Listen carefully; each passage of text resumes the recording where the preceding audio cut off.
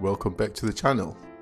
If you've missed the journey so far, we've already covered buying land, drilling a borehole for water, building a cabin for storage and security, and clearing the site. So if you want to be fully caught up, make sure to go back and watch those episodes. They'll give you the full picture of how we've gotten to this stage.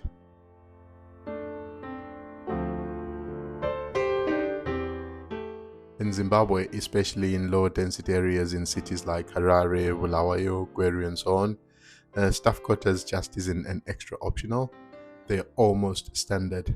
They give you space for a caretaker or a gardener, and they can also work as extra family accommodation. And if you build them well, you can rent them out on short-term platforms like Airbnb and Booking.com. So even though it's just a compact 2-bedroom 50 square meter build, the way you plan it really matters, because it could end up serving multiple purposes and even pay for itself over time. So I'm planning to build in Bulawayo, so it's only right that we cover some bylaws specific to Bulawayo. So in low density areas in Bulawayo, the planning bylaws are pretty clear about what you are allowed to build. On one stand, you can have a main house, you can also have a cottage and the staff quarters. The staff quarters are limited to a maximum of 50 square meters. The cottage can go up to 100 square meters maximum. And the main house can be any size as long as it respects the building lines and boundary setbacks. Both the staff quarters and cottage come with height restrictions, which stops people putting up multiple story buildings to try and pass them off as a cottage or a staff quarters. The height restriction for a cottage or staff quarters in Bulawayo is 3.3 meters. So while there's flexibility there, you still need to plan carefully within those limits, and as always, it's best to consult a qualified architect who understands these regulations and can help you to make sure your design ticks all the boxes before submitting the plans to the council. So let me talk you through my process of planning. I always try and keep it simple and practical. So I use this online marketplace where you can buy ready-made designs by size and by style. It's a quick way to see options without paying for a full custom design up front. So as you can see here, I filter by footprint first. So I'm looking for something close to 50 square meters. And I look for something that's simple and has a traditional layout, but still with a premium feel and finish. So I found a plan that was close to what I wanted. It has clean lines, an efficient flow, and it's going to be easy to build. And that's what I'm looking for.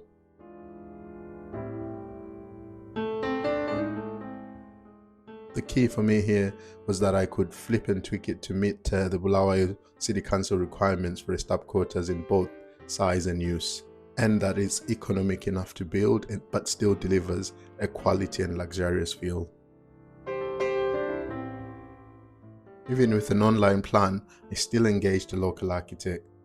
They made sure that the drawings met the council standards, the setbacks, window sizes, services, the septic tank positioning, and the staff quarters classification. And they adapted the plan to my plot, the orientation, the drainage, the sun path, prevailing winds, and so on and so forth. We adjusted window and door positions and the room layout to align with the site and services. So when it came down to it, really, I was looking for something simple, as I said, and functional. A 2-bedroom layout that fits into a 50 square meter build. Each bedroom is modest in size, with the shared bathroom and a small open planish living and kitchen space. It's not meant to be a luxury home, but it should be comfortable enough for long-term staff or visiting family or even short-term rental guests. For materials, I've chosen to go with 115mm single walls. This reduces cost because you don't need reinforced foundations, and it also maximizes the usable space within the 50 square meter footprint.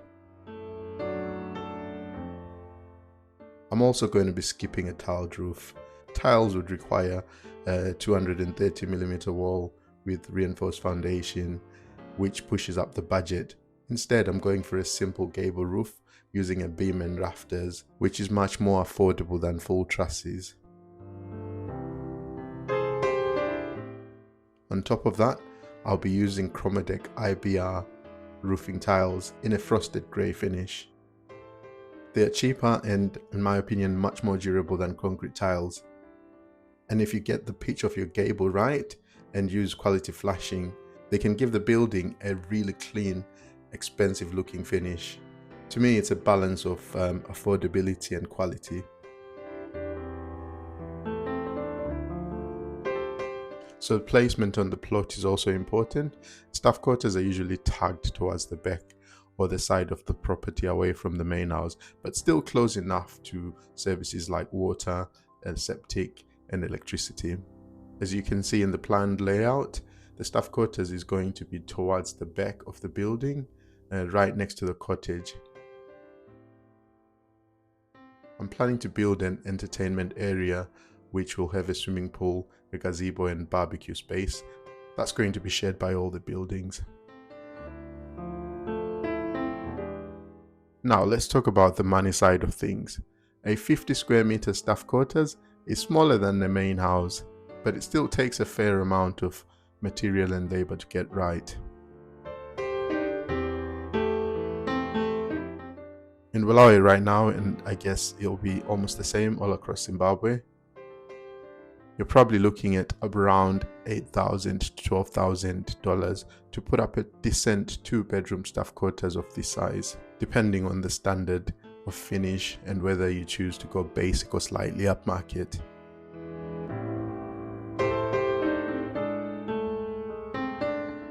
For paperwork, you should expect to pay about $50 to $100 for a staff quarters plan, and the Bulawayo City Council charges $1 per square meter for a staff quarters plan submission.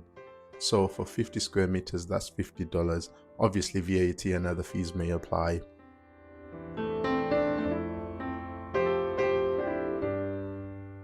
So that's the plan for the staff quarters.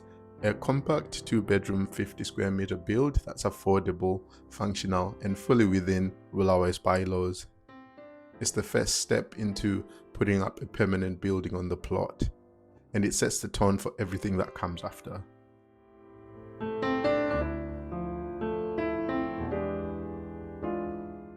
So are you planning a staff quarters, or maybe you're thinking about building a cottage or a main house first? Well, drop your thoughts or questions in the comments. I'd love to hear your experiences. And as always, if you found this video helpful, give it a like so the YouTube algorithm knows to recommend it to other people.